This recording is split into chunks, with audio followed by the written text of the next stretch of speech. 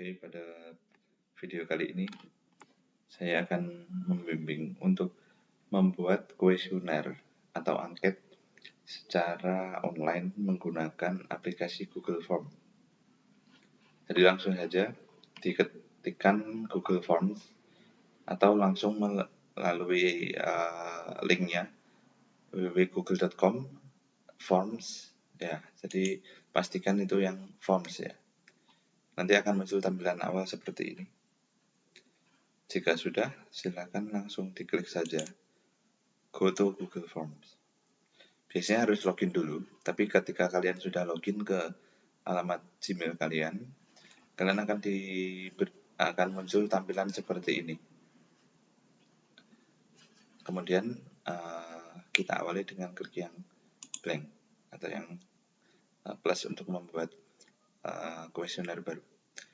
Di sini ada tulisan yang besar untitled form, itu artinya kita bisa menggunakannya untuk menulis judul, katakanlah judul dari angket kita. Bisa juga ditulis dengan judul penelitian atau topik penelitian kita. Bisa kita langsung tulis dengan katakanlah kuesioner penelitian motivasi belajar. Misalkan seperti ini. Form description di bawahnya, kalian bisa menuliskan keterangan dari kuesioner kalian ini. Bisa juga, karena ini dalam bentuk Google Form, kalian bisa menuliskan estimasi durasi waktu yang diperlukan. Biasanya responden akan tertarik untuk mengisi ketika dia mengetahui durasi yang dia perlukan untuk mengisi Google Form ini tidak terlalu lama, seperti itu. Bisa juga dengan mengisikan petunjuk pengisian seperti petunjuk pengisian kuesioner.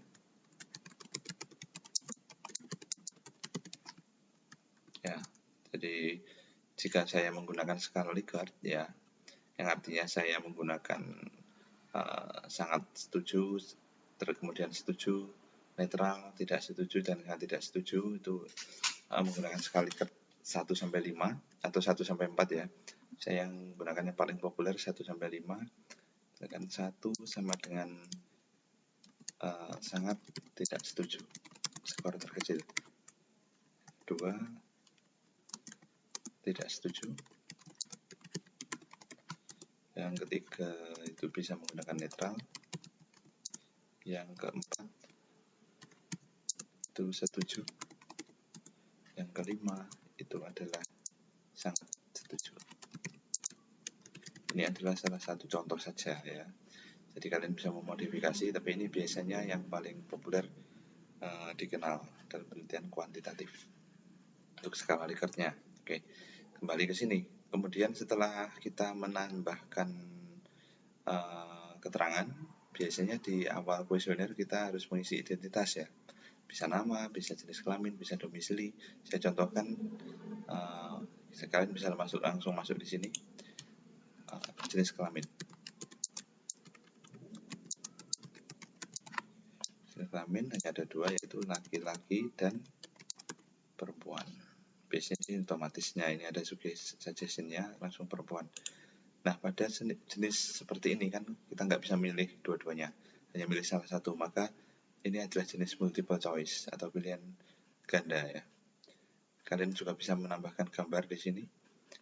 Kemudian di sini ada tulisan required, atau kalau ini sedang nonaktif. Kalau kita aktifkan, maka perubahannya adalah di sini ada tanda centang merah, yang artinya responden wajib untuk mengisi butir kuesioner ini. Karena misalkan dia tidak mengisi dan ini statusnya harus wajib atau required, maka responden tidak bisa mensubmit jawabannya seperti itu. Jadi ini bisa kalian pilih wajib atau tidak. Kalau ini dimatikan, maka ketika responden lupa atau mungkin tidak mengisi butir kuesioner yang ini, maka dia tetap bisa mensubmit jawabannya seperti itu. Nah, kalau di sini ada delete, ini untuk menghapus ya, cukup jelas. Dan ini untuk menduplikat. Nanti saya jelaskan fungsinya untuk duplikat ini. Jadi ini sama seperti copy paste untuk duplikat. Setelah jelas kelamin, Mungkin saya langsung saja ke kuesionernya ya. Misalkan di sini saya menggunakan 2 atau 3 variabel dan masing-masing variabel itu saya memberikan tanda berupa subjudul. Subjudul kalian bisa tambahkan di sini add title and description. Jadi dia akan muncul. Misalkan di sini adalah motivasi. Saya menggunakan motivasi untuk variabel pertama. Di sini kalian bisa memberikan keterangan ya, bebas keterangannya apa saja. Kemudian kita tambahkan pertanyaan atau pernyataan. Di sini masih multiple choice ya, tapi kita lihat kembali bahwa saya menggunakan kuesioner dengan skala Likert. Jadi kita perlu mengubahnya terlebih dahulu. Kita klik untuk skala Likert, itu adalah menggunakan linear scale. Silakan diklik saja. Di sini ada keterangan 1 sampai 5. Ini disesuaikan.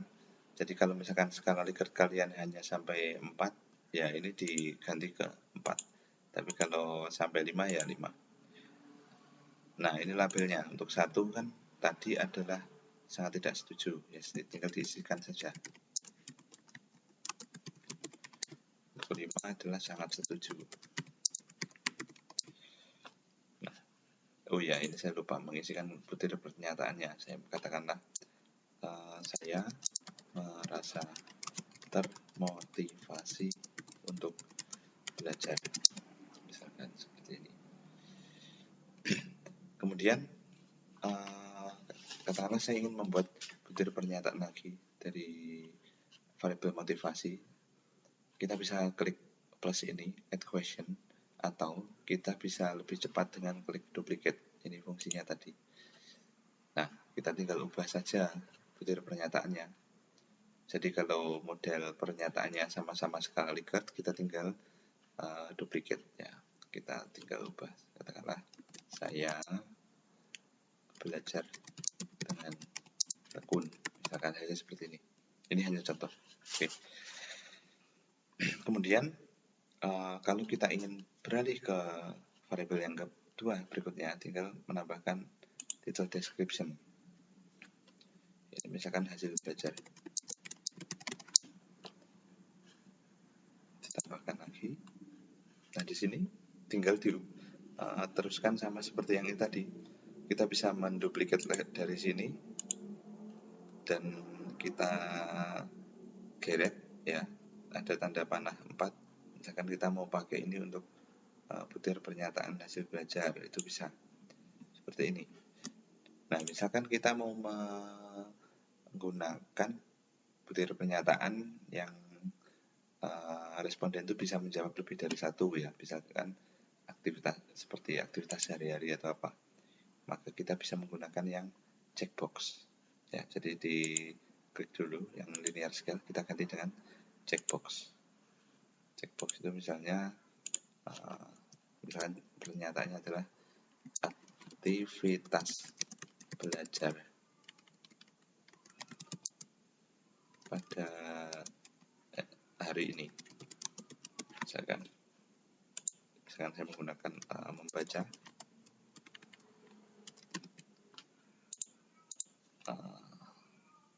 latihan tutorial, kemudian melihat video,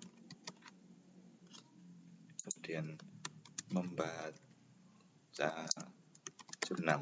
Misalkan seperti ini. Misalkan kita mau memilih lebih dari satu, ini bisa tinggal dicentang-centang saja seperti itu. Nah, itu untuk jenis yang checkbox ya. Ini ada banyak sekali pilihannya, tapi yang umum digunakan memang itu. Dan katakanlah kita sudah selesai, kemudian kita bisa langsung beralih ke sini. Kalau ini kita sudah selesai ya, kita akan butuh link untuk disebar atau di-share ke responden kita. Klik saja send. Nah, ini kalian bisa isikan email atau biasanya menggunakan email pribadi dulu. Dan di sini subjeknya, kemudian di sini adalah pesannya, mungkin bisa diganti dengan hai, tolong diisi kuesioner ini sebagai contoh saja. atau mungkin ya dengan bahasa lain yang lebih sesuai atau lebih rapi ya, seperti itu. Nah, kemudian di mana linknya? Kita bisa klik yang di bagian tengah. Linknya ada di sini, tapi ini masih cukup panjang. Kita bisa shorten URL, jadi lebih singkat ya. Ini kita bisa copy, langsung kita paste, kita kirimkan juga bisa ya, seperti itu. Atau kita masukkan di sini, misalkan. Nah, nanti dia kan kalau kita lakukan seperti ini, kemudian kita kalau sudah itu silakan diklik send ya, misalkan tuh. Jangan lupa ini diisi emailnya dulu, bisa email kita atau langsung kepada email target responden ya, seperti itu. Nah, kemudian katakanlah saya sudah klik send ya, ini kalau sudah diklik send, nanti kita tinggal menunggu responden untuk mengisi kuesioner kita. Nah, untuk bisa mengunduh hasil data penelitian kita tadi yang sudah dari responden ada di bagian respons ini. Nah, saya akan berikan contohnya dari kuesioner milik saya. Ini hanya contoh saja.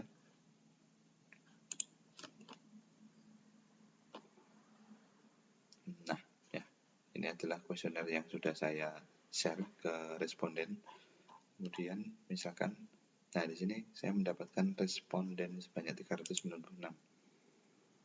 Akan muncul pie chart. Ini secara otomatis di-generate oleh Google Form. Jadi kita bisa melihat rekapannya berapa sebaran ya, berdasarkan butir-butir pertanyaan yang saya bikin.